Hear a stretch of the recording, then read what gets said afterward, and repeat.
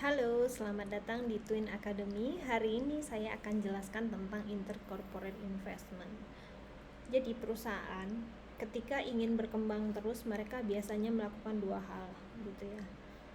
Mereka bisa melakukan cara organik atau anorganik. Artinya apa? Ketika perusahaan melakukan cara organik ini, mereka akan meningkatkan kualitas dari produknya sehingga bisa menghasilkan sales yang lebih tinggi, meningkatkan customer service-nya sehingga makin banyak yang beli produknya gitu ya. Atau mereka nambah pabrik sehingga bisa produksi lebih besar, atau mereka mendevelop suatu produk gitu ya. New product development. Nah, cara ini dipandang tidak cukup cepat karena kita tahu bahwa untuk mendevelop satu produk it takes time, itu butuh expertise, butuh waktu.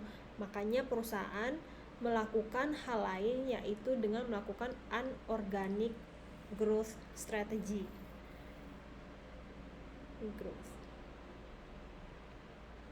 Nah, anorganik itu apa? Perusahaan melakukan investasi ke perusahaan lain.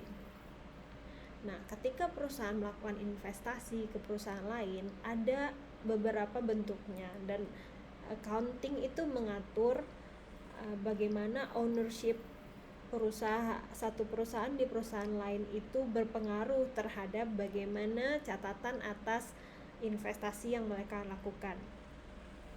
Jadi secara accounting ketika kita invest 20%, 30%, 50% itu dibedakan bagaimana kita bisa mencatatnya dalam laporan keuangan kita. Nah, sekarang kita bahas. Jadi ada 4 hal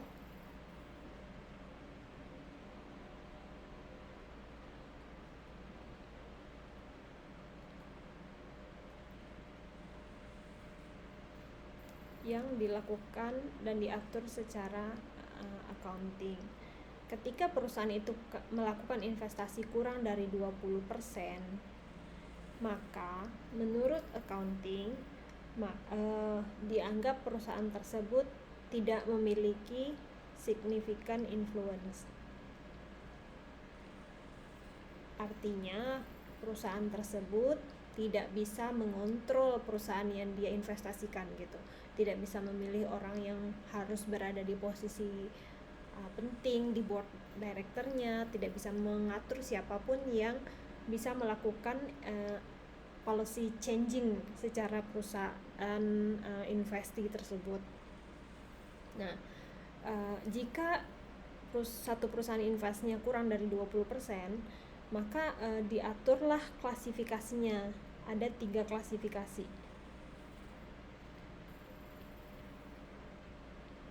yaitu yang pertama namanya held to maturity, kemudian yang kedua namanya fair value through profit and loss, dan yang ketiga namanya fair value to OCI.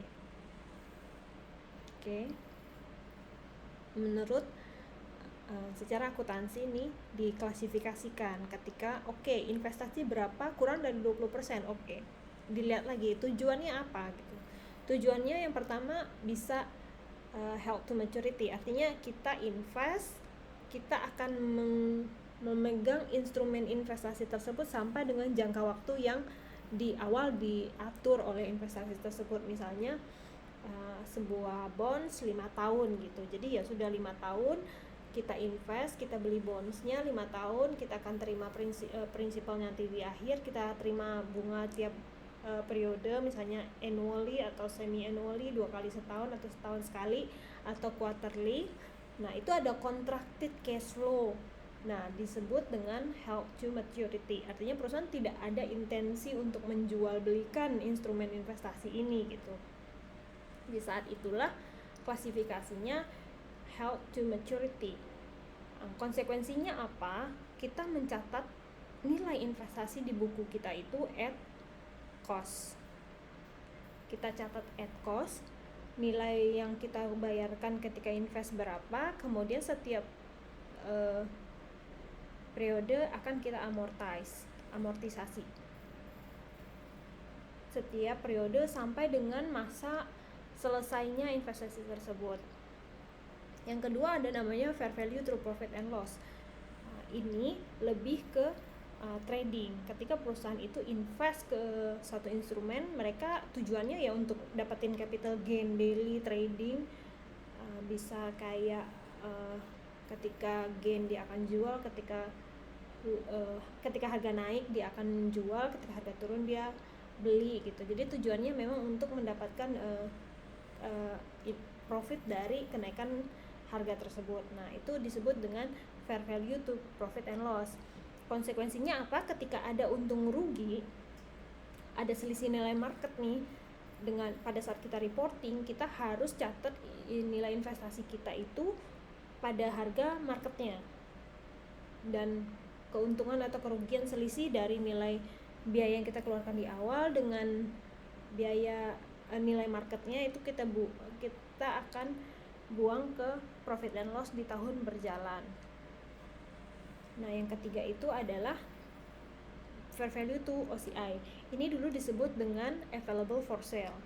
Dengan available for sale artinya apa? Perusahaan itu tidak ada intention untuk menghold sampai dengan masa investasi selesai, tapi ya ketika ada butuh atau ketika kayaknya investasi ini perlu dijual gitu, ketika ada perubahan-perubahan seperti itu tapi tidak daily trading, perusahaan itu akan klasifikasikan sebagai fair value to profit to OCI.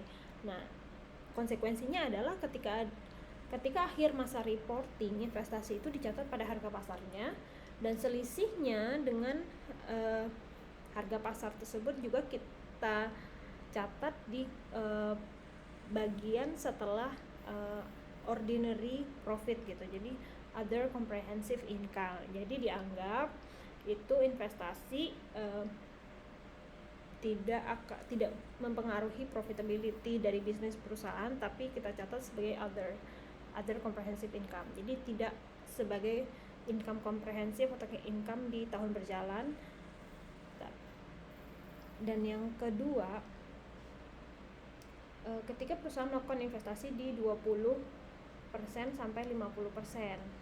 Nah, ini perusahaan akan mencatat menggunakan metode equity method karena dianggap kita punya namanya significant influence. Nah, significant influence itu apa? Ketika perusahaan sebenarnya bisa mempengaruhi keputusan-keputusan penting yang ada di dalam organisasi tersebut. Misal bisa voting, bisa kontrol person gitu. Jadi kayak perusahaan yang invest, kita bisa mengatur siapa yang harus duduk di posisi. Kita punya kewenangan untuk menempatkan orang-orang dari perusahaan kita ke perusahaan yang kita investasikan. Nah, equity method itu seperti apa akan kita jelaskan di video-video berikutnya. Kemudian perusahaan juga bisa melakukan investasi 50-50%. Nah, ini tuh biasanya dalam bentuk joint venture. Nah, joint venture ini di IFRS dibilang kalau harus menggunakan equity method. Namun juga bisa menggunakan proportionate